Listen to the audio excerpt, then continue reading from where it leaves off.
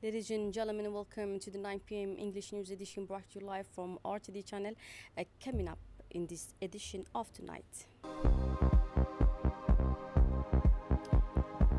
Prime Minister Abdulqadir Kamil Mohammed chaired this morning the 7th meeting to monitor the implementation of Djibouti's National Drought Response Plan. The Ministry of Youth and Culture held information and preparation meeting at Sheraton Hotel in Djibouti with the national delegation set to represent the Republic of Djibouti at the 13th Game of Indian Ocean Youth and Sport Commission. And on the international scene, at least 93 Palestinians were killed by Israeli forces while waiting for aid in northern Gaza. Those were the top stories, and welcome back in our newsroom. Prime Minister leads a high-level meeting on a drought response. Prime Minister Abdulqadir Kamil Mohammed chaired this morning the 7th meeting to monitor the implementation of Djibouti's National Drought Response Plan. The meeting took place at the Prime Minister's office and brought together key ministers, regional prefect and technical experts.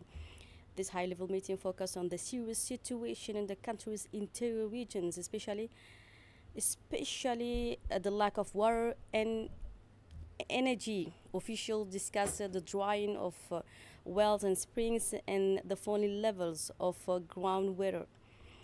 Regional prefect shared progress made since the start of the drought response plan and stressed the importance of continuing effort to supply water to vital facilities such as schools and health centers. The meeting also approved a plan to deploy mobile teams to monitor nutrition, especially among children and pregnant women, and to reinforce health prevention efforts in high-risk areas. The government also emphasized the role of the livestock department in providing food and medicine for animals. In the face of this ongoing climate crisis, the government renewed its full commitment to a coordinated national response based on solidarity to support farming and pastoralist communities. And after delivering aid to the Gastir area, the government's relief caravan continued its mission to the rural region of Kabah near the border with Somaliland, as well as to the area of Hindi. Their basic food supplies, including rice, flour, sugar, dates, and cooking oil, were distributed to nomadic communities severely affected by the ongoing drought. Families also receive clean drinking water, hygiene products, emergency relief items, and animal feed to support their livestock. The aid distribution took place in the presence of key officials, including the regional prefect Abdul Malik Mohammed Banoita, the regional council president Sharmake Hassan Alale, the deputy prefect of Holhol, Mustafa Hassan Wabri, and representative from the Minister of Social Affairs and the Ministry of Agriculture, Livestock and Fisheries. This relief effort is part of the national response launched by the Djiboutian government to address the exceptional drought affecting several regions of the country. Taking the floor, the beneficiaries expressed their sincere thanks to the President of the Republic and his government to the comprehensive support provided in response to the drought, which has lasted for nearly a year. They emphasized that this timely assistance had a significant impact in easing the suffering of the affected communities. And now, humanitarian convoy brings emergency aid now to Shebele. As part of the national emergency plan to respond to the severe drought affecting several regions of the country, a humanitarian convoy carrying essential food supplies arrived today in Shebele, a drought-affected village in Arta region. This humanitarian operation, organized by the authorities in coordination with the local structures, represent a key step in the government's rapid response to the urgent needs of affected communities. The convoy was officially received during a ceremony led by Abdi Hassan, sub-prefect of Damirjog, with the presence of MP Jibril Abdullahi, Member of Parliament for Arta region. Their participation reflect the strong commitment of authorities at all levels to support citizens in distress. Shabelle residents thank authorities for this emergency aid. Residents of Shabelle express their gratitude to the President of the Republic and to the First Lady for the support provided during the ongoing drought crisis. And according to one beneficiary, the government delivered a variety of essential food items along with animal feed in line with the directives of the President.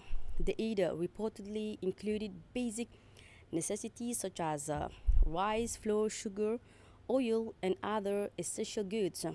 The beneficiary, speaking on behalf of the people of Shabelle, said that the assistance had arrived at a critical time and helped ease the hardship faced by the community. She also conveyed the community's collective thanks to the President and to the First Lady. Food aid delivery to drought-affected areas in Oberhoichen. As part of the national mobilization against drought, a major food distribution operation was successfully carried out in the localities of Muluhle and Indai in Oberhoichen. Authorities stated that this humanitarian action was part of the national response encouraged by the urgent appeal of President Ismail Omar Guelleh, who called for greater solidarity and swift action to address the worsening situation in these communities. Officials reported that the food supplies provided essential relief to communities severely affected by drought. And now, this press release from the Ministry of Foreign Affairs, the Republic of Djibouti welcomes the signing of the Declaration of Principles between the government of Democratic Republic of Congo and M23 movement, which took place in Doha, Qatar's capital. This agreement establishing a permanent ceasefire marks a crucial step toward peace and national reconciliation in the Democratic Republic of Congo. In this regard, Djibouti commends the effective and constructive mediation led by the brotherly state of Qatar, highlighting Doha's key role in supporting regional and international peace as well, promoting political solutions through dialogue and mutual understanding. Djibouti also expressed hope that this progress will pave the way for a comprehensive and lasting political solutions, bringing an end to the suffering of the Congolese people. And now we come back to the country's news, where an important delegation led by the Minister of Agriculture visits a new regional base in Tajura region. A high-level delegation led by the Minister of Agriculture, Mohamed Ahmed Awali, recently visited the new regional base located in Tajura. This strategically important base was established as part of a GIRE project funded by the International Fund for Agricultural Development with an estimated cost of nearly 100 million Djibouti's francs. The modern facility aimed to reinforce the Ministry of Agriculture's effectiveness in carrying out field operations. It houses multidisciplinary teams, including technicians specialized in electromechanics and drilling technologies, as well as administrative offices and storage warehouses. The base is also expected to be equipped soon with several vehicles and equipment, including a truck with a crane, a tanker truck, a mobile workshop truck, and a communications vehicle. The regional base aims to decentralize the ministry's technical departments and significantly reduce response times for water-related issues. Taking the floor, the Minister of Agriculture, Mohamed Awali, highlighted that the new base in Tajura will bring a significant improvement in the speed and efficiency of the technical teams' intervention, especially in drilling and maintenance, eliminating the need to return to the capital. He emphasized that this decentralization will allow for quicker responses to urgent water issues directly benefiting local communities. The Minister of Agriculture also expressed confidence that the base will serve as a model for similar initiatives in other regions, reinforcing the government's commitment to improving agricultural infrastructure nationwide. As I said at the top stories, the Ministry of Youth and Culture held information and preparation meeting at Sheraton Hotel in Djibouti with the national delegation set to represent the Republic of Djibouti at the 13th Games of the Indian Ocean Youth and Sports Commission scheduled from July 28 to August 10, 2025 in Seychelles.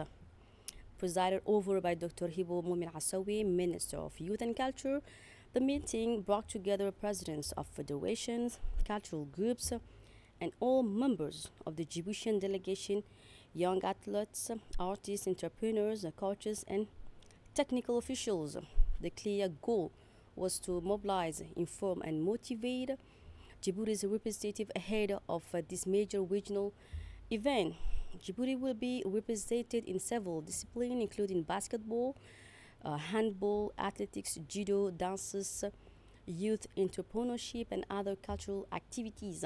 Each coach represented the level of preparation for their team, emphasizing the collective commitment to proudly represent the nation.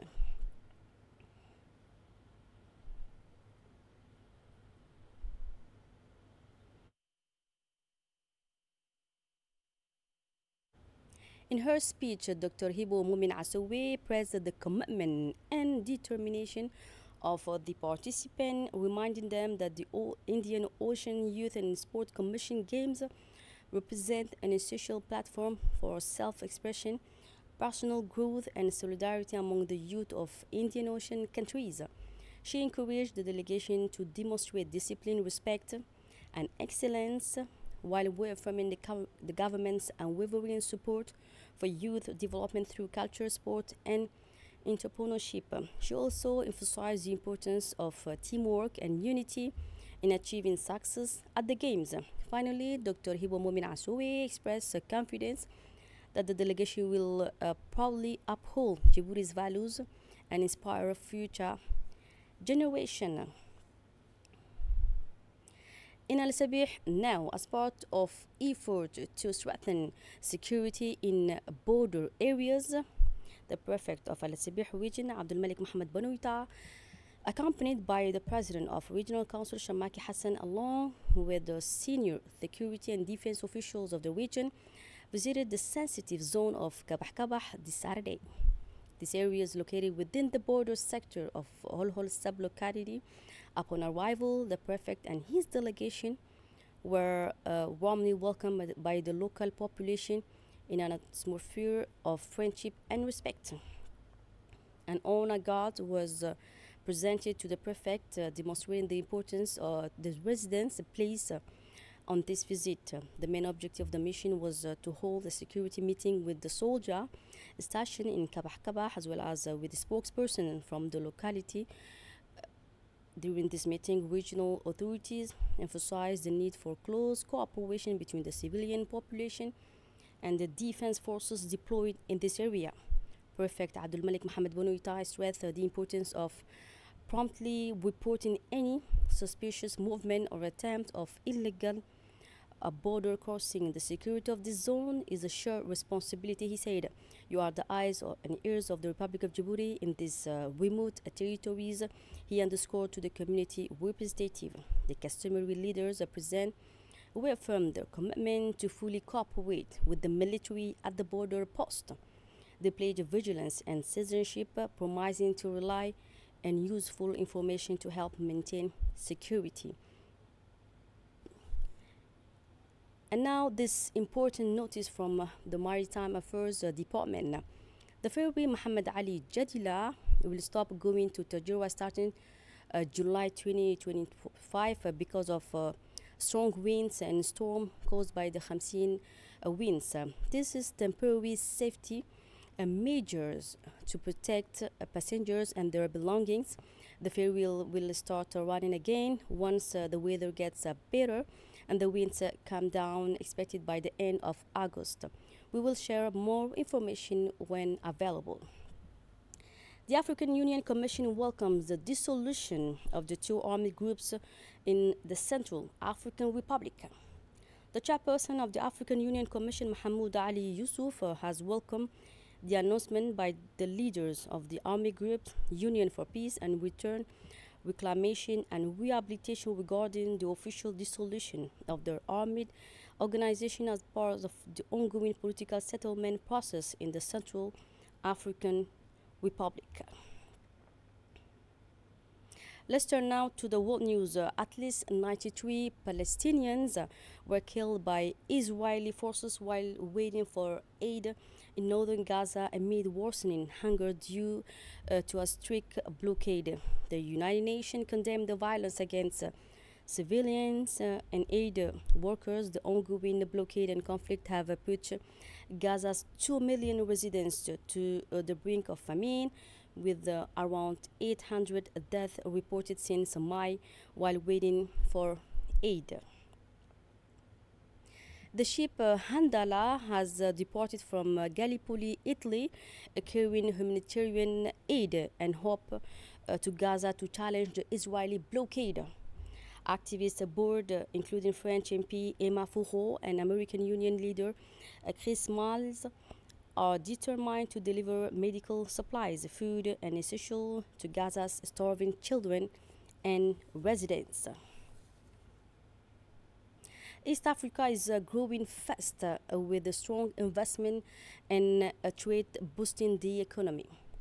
West Africa supports sustainable cocoa farming, while Central Africa works to revive its coffee industry through stability and innovation.